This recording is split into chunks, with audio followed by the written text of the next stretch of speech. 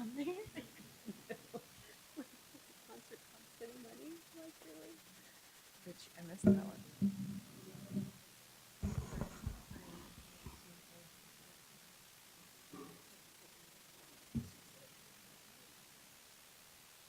This time it's about the. Oh, it's a new one.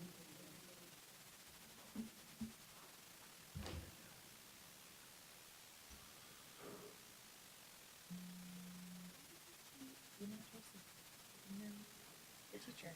Email.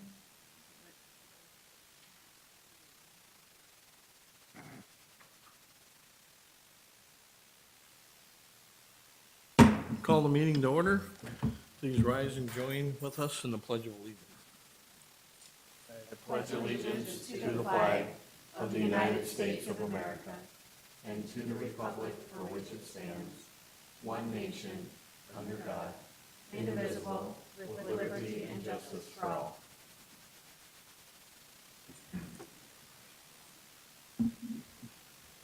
Welcome. Need to note that Board Member Alberti is in Pier attending some business, so he won't be with us today. Is there any persons wishing to address? Okay.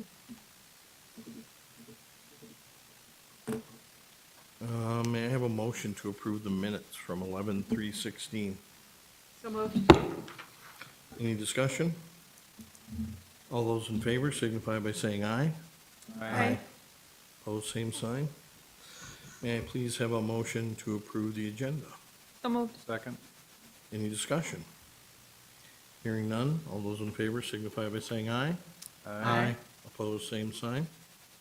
That carries. Are there any conflicts of interest that need to be brought forward? Hearing none, we'll move forward. May I have a motion for approval of the consent agenda? So moved. Second. Any discussion? Hearing none, all those in favor signify by saying aye. Aye. Opposed, same sign. And we'll move to the reports of the president.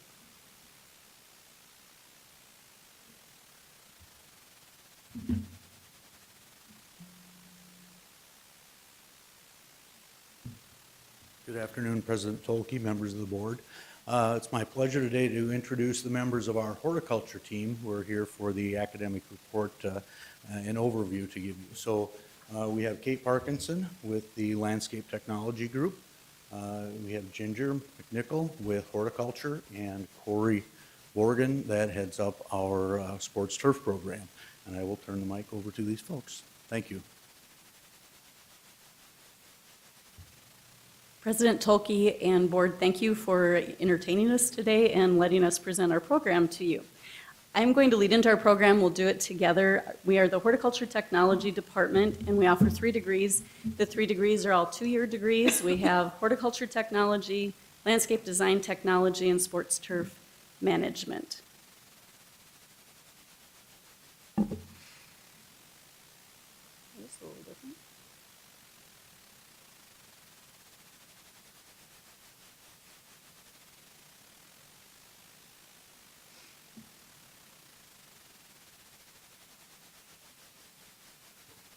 Our broad student outcomes, as you can see, are basically preparing our students to go into the green industry fields, and there are very different fields.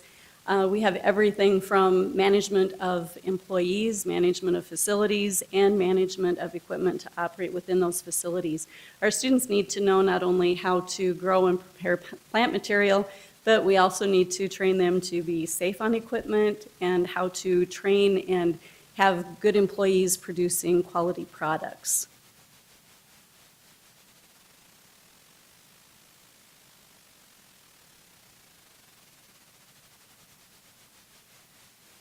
We have students that come to us from all different walks of life. I would think that the first one people think of are typically a high school student, and I think you can read the board yourself. The thing that I've noticed in the years I've been there, we determined I'm kind of the fossil on the group. I was in the industry when my cohorts were either getting here or maybe toddling, but what I've noticed at Southeast is that we actually are changing and we're having more draw within Sioux Falls than we've had, especially when I first started in the program. And we're also getting a bigger draw from West River that we hadn't had previously for the last few years. Typically, our people come from East River, but outside of Sioux Falls. So we're getting more Sioux Falls people is the biggest change I've seen. The rest of it's been pretty standard, whether it's veterans, kids right out of high school, or job changes.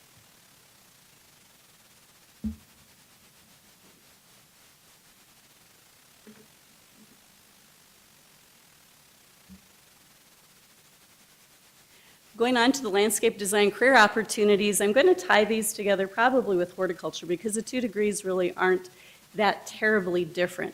There's a lot of jobs they can do. Most of them are going to take place within private industry, and it's going to be design, installation, landscape crew foreman, maintenance.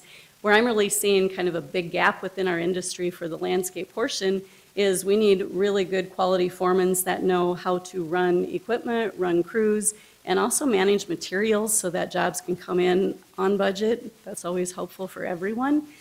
We also have some other types of jobs people don't consider. A lot of our students do qualify for Department of Ag jobs, which would be things like conservation officers and arborists. I went to a high tunnel meeting a few years ago, ran into a student who was actually a SportsTurf Management graduate who was working for the USDA for the government's high tunnel program for farmers. So I think a lot of the kids graduate and don't really realize directions they could potentially take.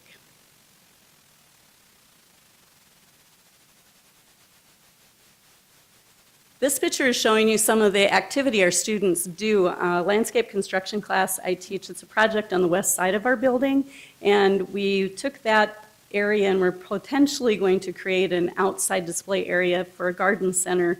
So here you're seeing the very beginnings of it, but we have a patio that's been installed with stamped concrete. We did walls out of 2 different materials. We have an outdoor fireplace, we have a grill surround, and we'll finish up in the spring with doing a water feature, so it's a self-contained water feature. The jobs that our students have been predominantly local. We find that they usually end up staying within 60 miles of their hometown when they get jobs. So just to give you a few examples, within our area we have predominantly kids who come in who think that someday they want to own their own business. So within Sioux Falls, we have had Weller Landscaping, Weller Brothers have gone through our program. Jerry Anderson Landscaping now employs not only himself, but 9 of our graduates, probably the high number for private industry at this point. We have 2 gals, Amber Katz and Nikki Hoekstra in Northwest Iowa, who started their own nursery just this last year after working for other companies for several years. We have Rebecca Robe, and she's in Astoria, South Dakota now, which isn't too far from Lake Hendricks, who owns her own landscaping business. There is Jeremy Weber Landscaping out of Aberdeen. They went through our program and they've now been in business for about 16 years. So we've got a lot of people who really do go out, start their own business, and they end up being successful because most of those people have been in business now for 10 years or more. We also have students who do work for other people. And some of the other businesses that we have as main employers, you'll find later Diane Gilda Master with the City of Sioux Falls. We have kids at Landscape Garden Centers, Cliff Avenue Greenhouse, Oak Ridge Nurseries, pretty much every industry, every area of our industry that maybe comes to mind for you.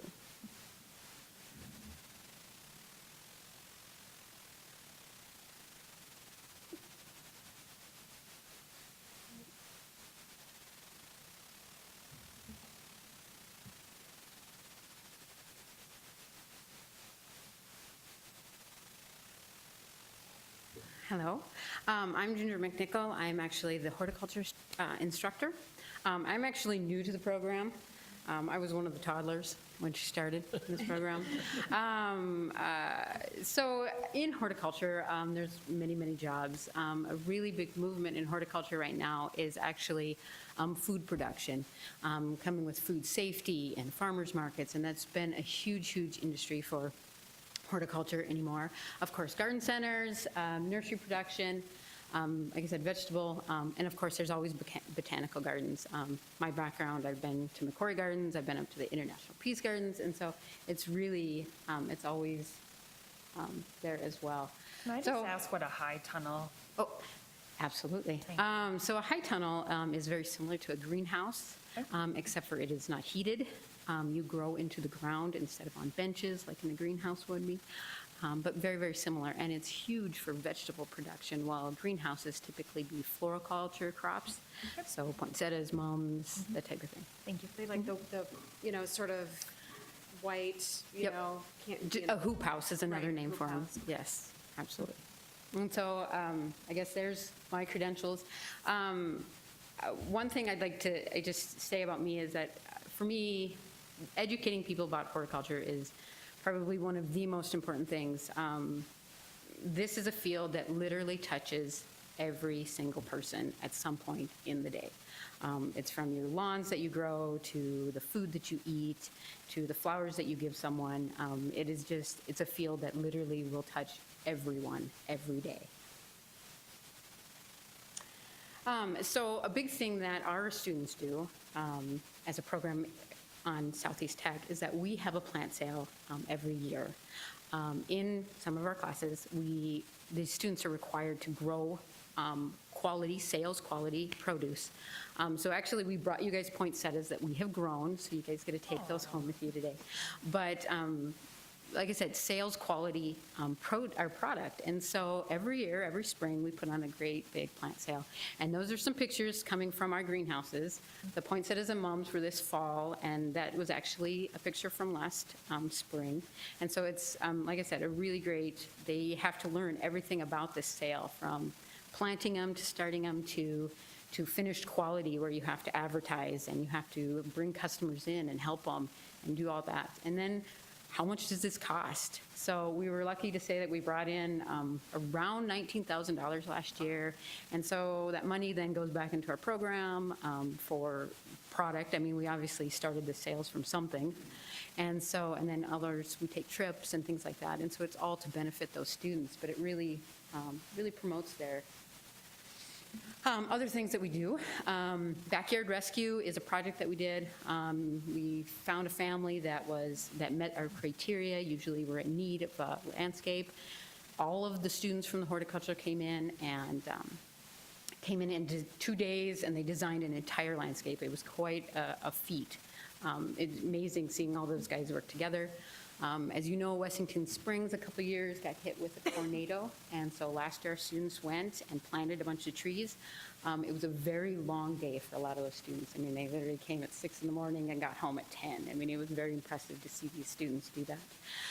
In the Sioux Falls community, we've pruned for the Children's Inn and the Ronald McDonald House. And then, of course, we have some organizations on campus just to promote that professionalism on campus as well. And they do go to competitions and will compete against other 2- and 4-year schools, and they do pretty good.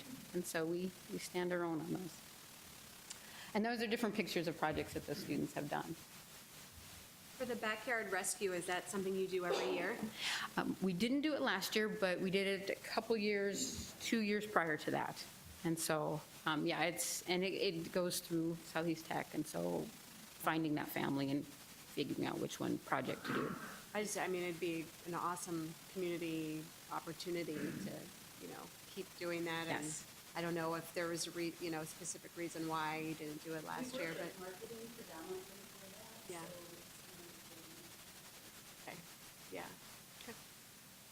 yeah. And just to introduce, Stacy is our lab specialist, and she is amazing. She helps everything that we do. I'll just say Carly just told me I don't qualify, but. It was a self-serving question that she had about backyard I rescue. knew we wouldn't qualify, but I'm just thinking of all the families that do Yes. need, things like that, just to help beautify their yards and. Yeah. Keep that in mind. But it is a project for, and I think food is such an important thing, part of that.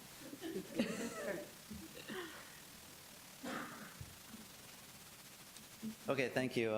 My name's Corey Borg. I'm the SportsTurf Management instructor at Southeast Tech. I've been teaching at Southeast Tech for 14 years. I have over 20 years of turf experience working within the industry. And prior to coming to Southeast Tech, I was the golf course superintendent at Prairie Green Golf Course here in Sioux Falls. With those 14 years, I guess the most rewarding part that I would have would be seeing some of our students that have graduated, they go on, they work their way up into management positions, and several of them have come back and they come to me looking to hire their employees. A really cool story there would be a graduate that worked his way up, and he was the golf course superintendent at the Links of North Dakota. Beautiful golf course right on the Missouri River up by Williston, North Dakota. And he was the golf course superintendent. He had graduated from our program, and he chose to send one of his employees back to Southeast Tech so that they could get their turf degree. And he said, if you go back to Southeast, get a degree, we'll move you up and put you into a position of management. And it just so happened that student that was a superintendent moved on to a different job. So that student, when he did graduate, was able to move right into the superintendent's position up there at the Links of North Dakota. So I think it's a good thing to say on how, once they graduate from our programs, they do believe in our programs and the value of it. We have an excellent lab right on site that I think some people in the community aren't aware of. But we do have a par 3 golf hole right on campus at Southeast Tech. And this is a picture just looking at a pitching mound that we use during class labs. And then there's a putting green there and a bunker and a fairway and everything. I have students in all of my classes, whether it's soils, pest management, turf management. We use that lab to do all kinds of different experiments. The other picture on the top right would show some of the involvement with industry in the community. We have a lot of great equipment on campus that administration has worked with us to help obtain, but if we don't have the equipment, a lot of industry will work with us and they'll let us demo the equipment for training students on it. And that was a picture of the students. They designed and installed an irrigation system in the front of one of our buildings this year. And those students got thrown into that really quick this year. I think that was like week 2 of class this year. We were out working on that. The different career opportunities. I've talked about golf course superintendents, but they also have the option of starting their own business, starting their own lawn care business. I have a picture up there of LeBrun Lawn and Landscapes. Eagle Lawn and Landscapes are a couple of big companies here in Sioux Falls. And we have other ones that are in the surrounding area, into Iowa, Minnesota, that have done that. We have several of our students work for the city Park and Recs department, and I'll let Diane touch on that at the end. And then within SportsTurf Management, if they want to work with baseball fields or football fields, we do have a recent graduate that's now taking care of the Canary Stadium here in Sioux Falls.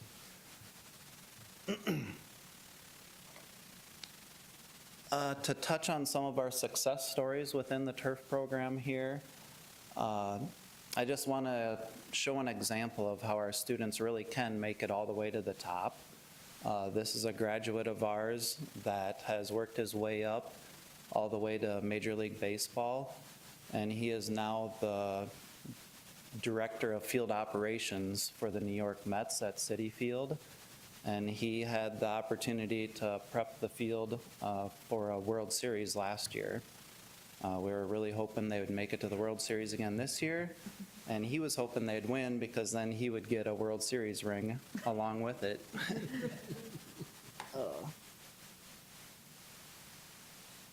Another success story would be a student out of Brookings, South Dakota, Noah Dirks. He's now with Warner Park, but the Omaha Storm Chasers down in Omaha, and it's a minor league team. An example here, I went and visited him. He then hired one of our students as an intern too. So they keep coming back to Southeast looking for interns or employees. When I was down there visiting with him, I saw the value and the importance of our general education classes too, and their communication skills. I was really impressed with Noah when I was there. He had to deal with some of the pitchers complaining about things, and how he handled his communication skills with them, I thought said something about our classes at Southeast Tech too for general education. To move on to some of our enrollment data and retention graduation, we typically start with about 32 students within our programs. We have an average retention rate of about 68%, as high as 82% some years. The graduation rate, we average about 32 graduates. The placement, 99% of our students are employed, with 91% of them employed within our related field. And their salaries, the data shows that they start out at about $12.67. But I'd like to stress that that salary can change really quickly within our industry. It's not uncommon within 2 or 3 years for that salary to almost double. And I think maybe Diane can touch on that a little bit with how some of the students have moved up within the city Park and Rec department.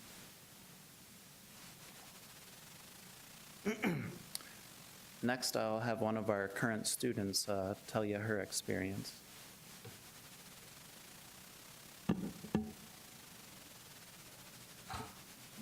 Hi, I'm Kathy Airy. I'm definitely not the traditional student right out of high school out at Southeast Tech. My situation was kind of a forced upgrade when Capital One closed down. Chose to go back to school within a couple programs that were offered. And it was probably the best thing that ever happened to me. I'm going what I consider from a job that I really didn't like, did it for a paycheck, to hopefully a career of something that I've always loved to do. The reason that I went back to school is pretty basic. The thing with choosing Southeast Tech was kind of by chance more than anything. I was flipping through a catalog when Southeast Tech rep was out at Capital One for a job fair looking at business classes, thinking, we have a little bit of money, I should get something, going, enhance my skills a little bit so I can move up into something else. There are 700 and some of us looking for a job all at the same time, and saw that Southeast had a horticulture program. And the light kind of went on at that point, and it was like, oh, maybe I don't have to take a business job. Not that there's anything wrong with it, but I've done it for a long time, and it's not the thing that makes me smile when I get up in the morning. So I was excited to move into that, and then once Kate gave me a chance to try in one of the first classes that I was there, a little bit of landscape design, I decided to double it up and do both the horticulture technology and the landscape design. So that's what I'm aiming for at this point. I did have my doubts when I first started. It's been a long time since I've been in school, and that was up until I met Ginger and Kate at Jumpstart and had just a short conversation with them. And I feel like the whole group, Corey, Kate, and Ginger, have all kind of taken me under their wing. But I see them do that with everybody. I think it's a really unique setting. That's not always what you get when you go back to school, regardless of what your age is. So I think it's a pretty amazing program. So that's just what I'd like to share with you today. Thank you.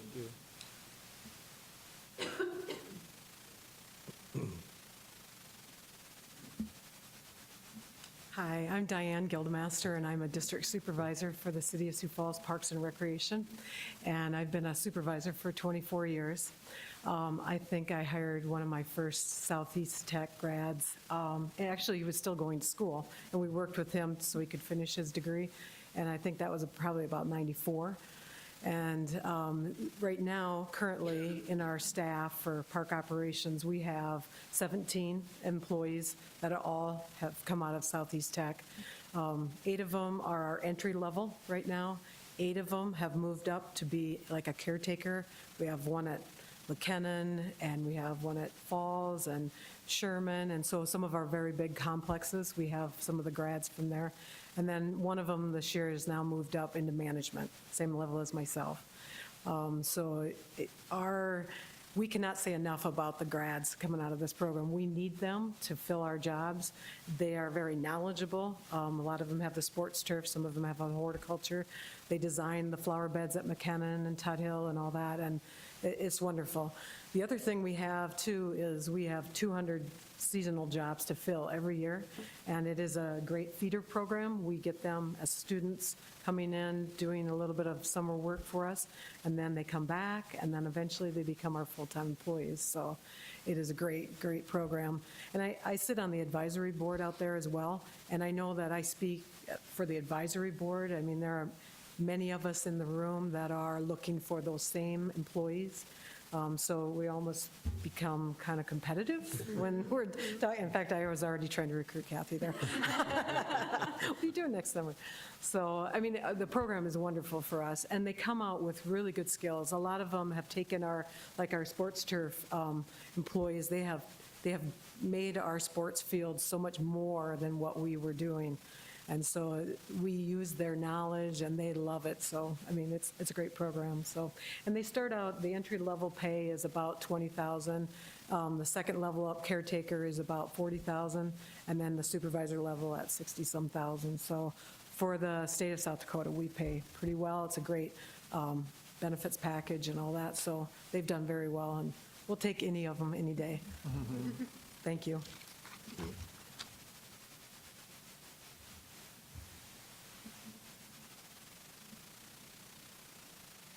I guess we would end that with if there were any questions for any of us, or Great overview. Yeah, Very that was awesome. informative. And I did forget to touch with the SportsTurf Management Program. I'm not sure exactly the number, but it's probably 8 to 10 females have gone through the turf program as well and have been successful, and some of them are still working in the turf industry. I thought it was interesting, the point you made about the dealing with the pitchers. So not only is he great with working on the turf, but learning the skills to deal with people, and just a well-rounded career, and it's exciting to hear that came from. They do find out there's a lot more to it than Yeah. just turf management. Making the grass look good, That's right? the easy part, all the rest. I did write down a bunch of comments and questions. So for Kate, I think I just wanted to point out, I wonder, do you think that some of the increase in the landscape design and things in Sioux Falls has to do with some of the HGTV things that we see on TV? I know my kids are like addicted to those shows. And so I think people get wonderful ideas from TV, and sometimes people think, I can do that, and then they realize they can't. And so you have so many different opportunities for all these companies, big and small, because people have a variety of ideas of what they want. I might just want a stamped concrete patio, but I might want some really big, elaborate something. So I feel like these spaces are so important to families and the time that they're spending, that people are maybe investing more in those. The thing that's kind of interesting that I'm seeing is, I think, horticulture is having an identity crisis, because I don't think a lot of people really know the definition, even though we were the original agriculture. It's like it's kind of like gotten manual first. And when we see students and talk to them, a lot of them, our department is either recommended by a relative or friend who's in, or they got to do that first project, so I think you're onto something, and it's like, I did this job, I did that job, and there we did the greenhouse for the summer, and I really loved it. What we're seeing is if they get the hands-on and they get to touch it, that's easy. Yeah. So, yeah, I think Yeah. you're right, with the media, having them work with certainly. I mean, who doesn't want to run into somebody at Lowe's and tell them that they're going to take you home and they're going to redo your whole backyard? Yes, exactly. Actually, our next project, I think we're going to make President Griggs move into a Oh, that's awesome. For Ginger, I love the sale. I didn't know about that, so I hope that we get invited. And I love that it teaches like every aspect, from being a business owner and saying, how much would I sell this? And would I buy that? Is that a product that I would buy for myself, or that I would feel proud offering to somebody else? So I think that's really cool, and I also love the community service to go out and help other communities in, like, not just Sioux Falls, but the surrounding area, because I think that's a great outreach program, even for those communities around Wessington Springs, to say, wow, Southeast Tech came here.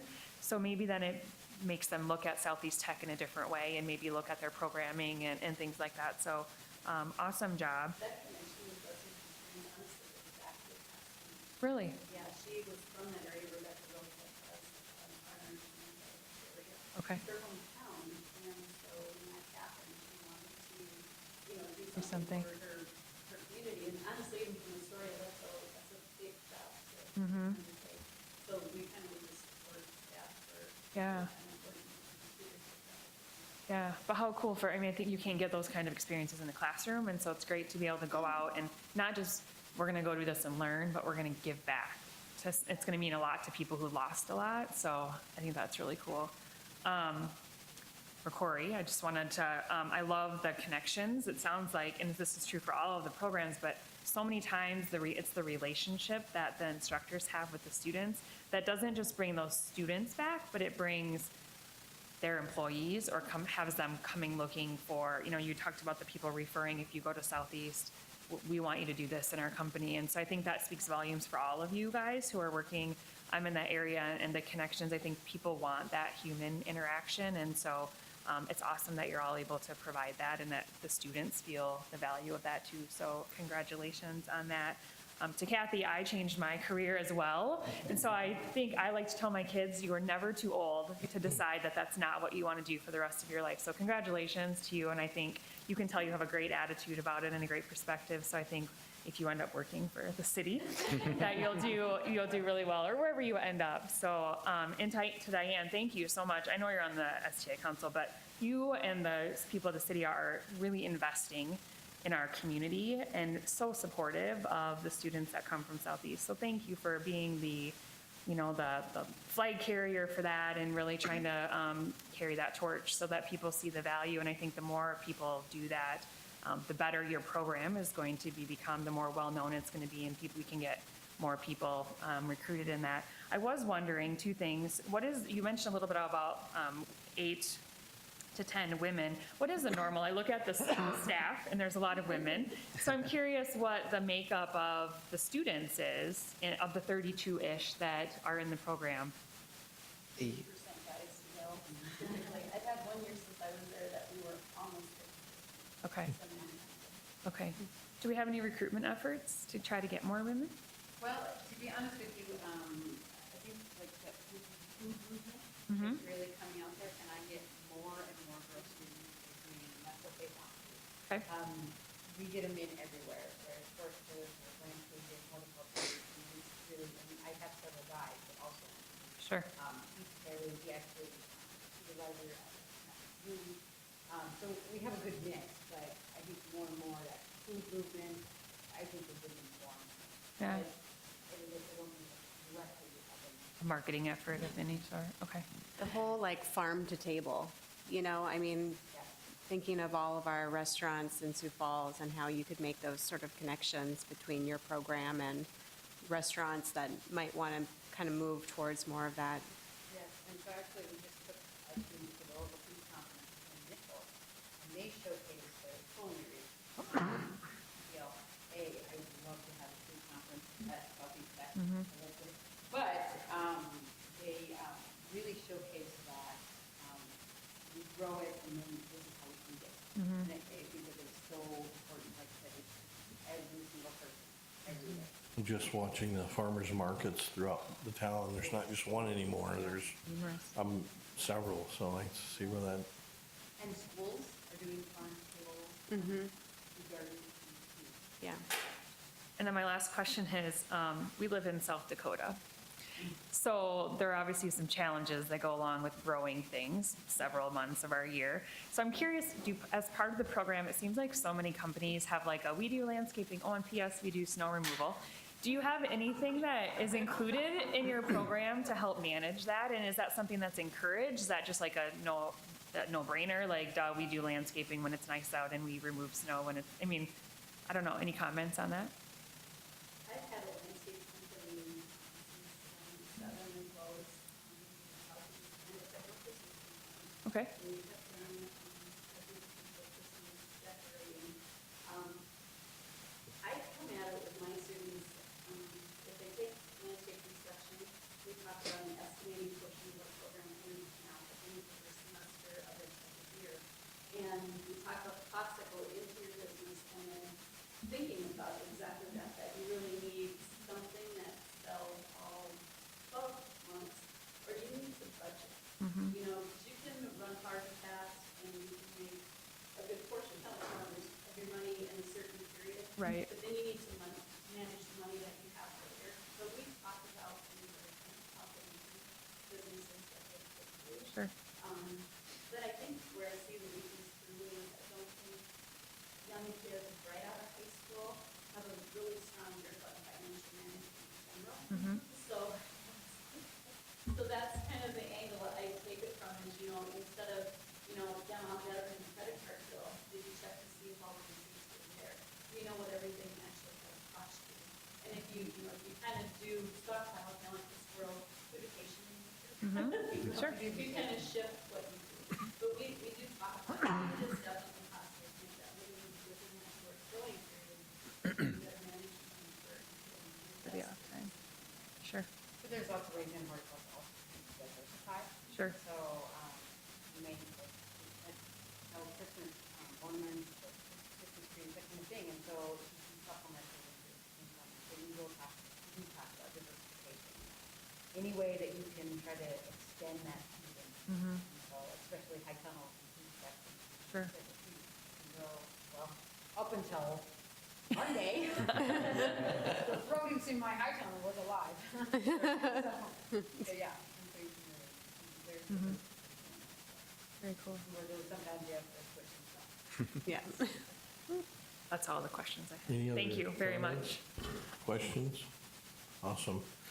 You know, this is what we talked about, Bob, about this is awesome. I mean, it's great to hear what you do. It opens our eyes, and I think it helps expose Sioux Falls and the surrounding areas to what a great job you guys do. So kudos, it was a great presentation. Look for an acknowledgement to acknowledge the Horticulture Turf Landscape Program Overview Report. So moved. Second. Any further discussion? All those in favor signify by saying aye. Aye. Opposed, same sign. Thank you. Thank you. Good afternoon, President Tolke and members of the board. I would also like to thank the faculty for taking the time to come here, and for Kathy and Diane as well. Love the presentation. I'm not sure about the tiny house idea, but I was going to say I'm all in, but then I thought I remembered somewhere that these meetings are actually recorded. So I'm having second thoughts on that. But at this time, with the passage of Amendment R, I thought it would be appropriate to give you a very short overview of some conversations that are occurring at the state level related to potential changes in how the state oversees and interacts with the four post-secondary technical institutes.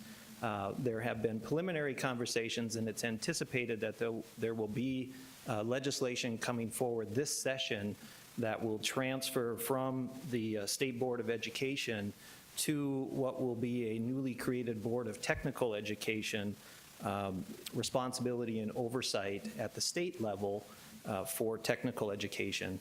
And essentially what I think the conversations, and they've been very preliminary, but the conversations that I have participated in to this point have been more or less looking at how, again, with the passage of Amendment R, the technical colleges or Technical Board of Education will be inserted in place of the State Board of Education. And so I thought, well, it's early yet and very preliminary. I think it's appropriate, though, to bring that forward to the board's attention. I think it's also important to note that in those conversations, while this is occurring at the state level, it's also been reinforced quite strongly that the local control of the technical institutes as far as the reporting structure will remain at the local level, and all 4 of the technical institutes are certainly in favor of that going forward as well. So some potential changes in the wind, so to speak. At the point in time, I think, where there is actually some draft legislation, we'll of course share that and bring that forward for further conversation. But thank you. Any questions on that? Can I have a motion to approve the report on the Tech College governance structure? Second. Any further discussion? Hearing none, all those in favor signify by saying aye. Aye. Opposed, same sign. Thank you. Hey, Rich? Thank you for the poinsettias as well. Oh, yeah, thank you. Yes, whenever you get them all, pull off that, and that takes care of it. Okay, awesome. Thank you. Thank you again.